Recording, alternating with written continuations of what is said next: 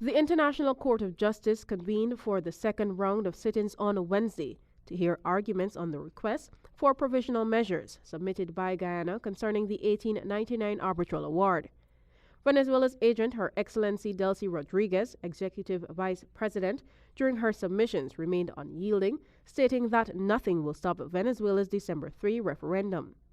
Rodriguez, through a translator, also argued that Guyana's request is unprecedented, describing the request as unacceptable and an attempt to revoke the Venezuelan constitution order to prevent consultative referendum. Venezuela reaffirms its categorical rejection of Guyana's audacious action to interfere in its internal affairs.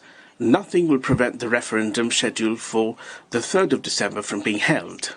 She said Guyana's unilateral request came before the court in 2018 in open violation of the Geneva Agreement, with an outdated claim to validate a fraudulent arbitral award that purports to strip Venezuela of 15% of its territory. Today, Guyana dares to distract this court once again in an attempt to prevent Venezuelans from exercising their sacred right to vote on an issue that is specific to them, internal, and of considerable importance, such as the dispute over the Essequibo. They will not succeed.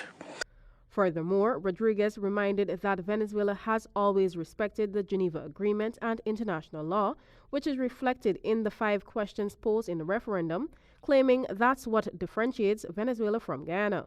She also said that the state will not neglect the population's decision come December 3. The state of Venezuela will not turn its back on what the people decide during the referendum.